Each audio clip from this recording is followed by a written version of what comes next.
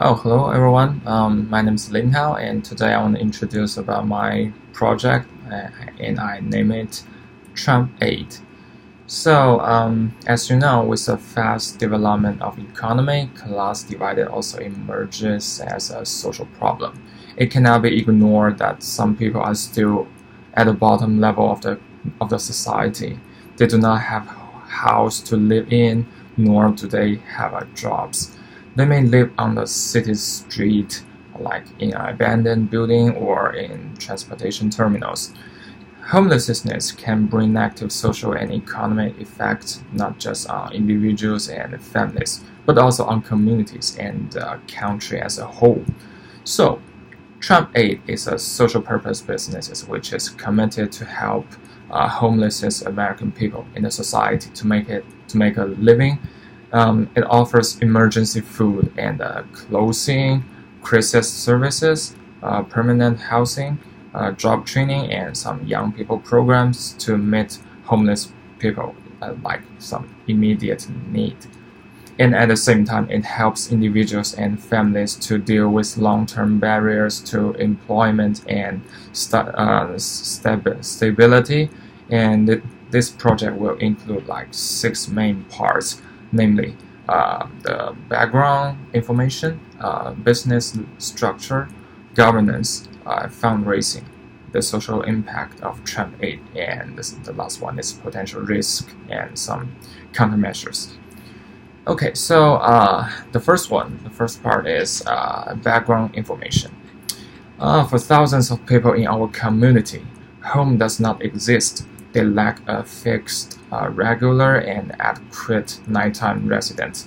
According to the 2017 annual homeless assessment report, the U.S. homeless population increased for the first time in the past 7 years.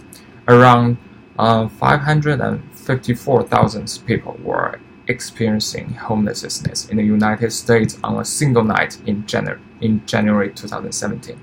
In other words, for every 10,000 people in the nation, 17 were homeless, and as a result, it is necessary to prevent and end those situations, which is homelessness. Okay, and the second one is business structure. A low-profit limited liability companies like LL3C will be selected as a legal structure for Trump Aid.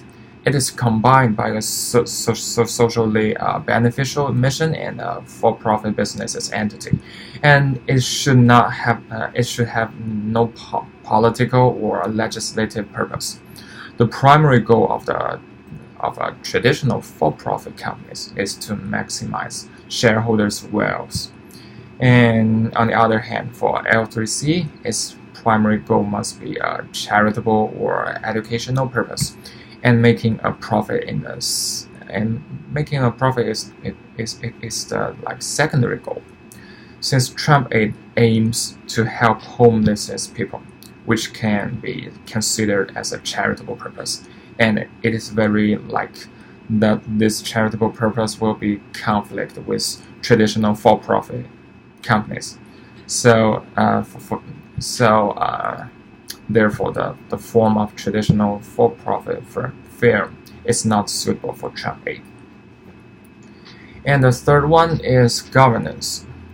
The mission of Trump Aid is to prevent and end homelessness, while ensuring the immediate need of those Trumps are met and their civil rights are protected.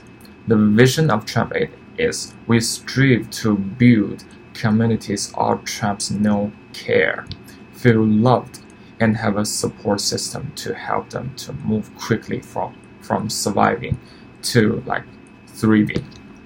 In order to resolve the low-profit limited liability companies' seemingly conflict priorities of charitable purpose and shareholders' wealth maximization.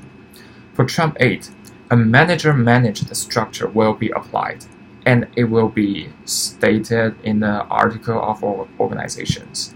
Managers should be bound by charitable primacy, primacy, and they should fully understand that the ultimate goal of Trump Aid is prevent and end homelessness, which is a charitable purpose instead of a profit-making goal. And the next one is fundraising. It is supposed that Trump Aid will receive funding from tax-exempt private foundations that seek to place PRIs and socially responsible investors in the startup phase of the business, and raise financial capital in the growth phase of business from foundations that seek to place PRIs, socially responsible investors, and market rate investors, as well as the sales of Trump Aid's products and services. And L3C can offer investors with various parts of risk and return. And I will divide the current goal into 3 parts: the equity part, middle part, and senior part. And I will go over them in my paper one by one. And so the another options for early stage capital raising include sourcing of financing. In other words, a large number of individuals would each offer a relatively small investment. Some individuals may be interested in helping homeless people. They expect no return on money, and every one of them would like to contribute a relatively small amount of investment to Trump Aid. This form of fundraising may allow Trump Aid to access many investors who support the charitable mission of Trump Aid.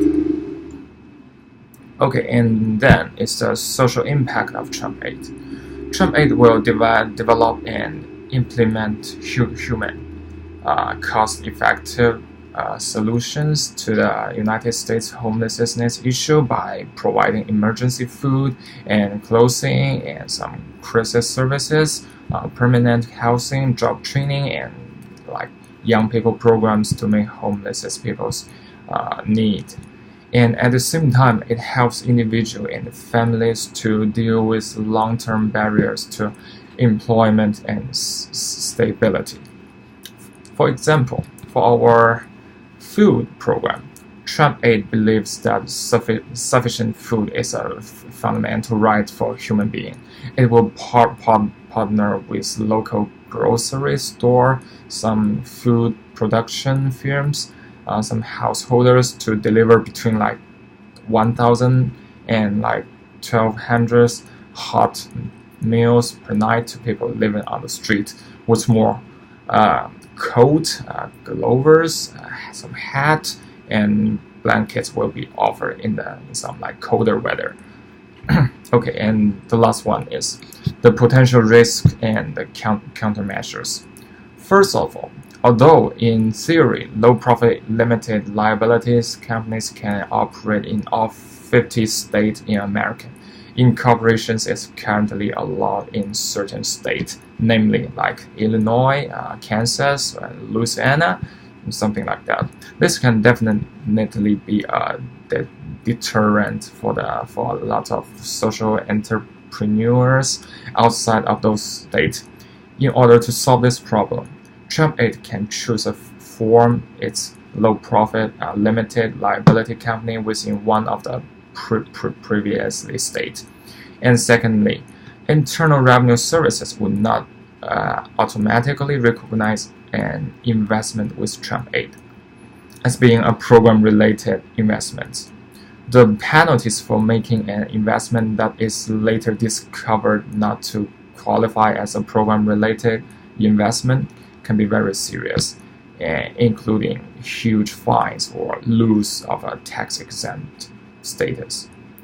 And okay, that's it. And that's some brief introduction for my paper, and I will go over those 6 steps one by one in details in my papers later. And thank you very much for listening. That's it.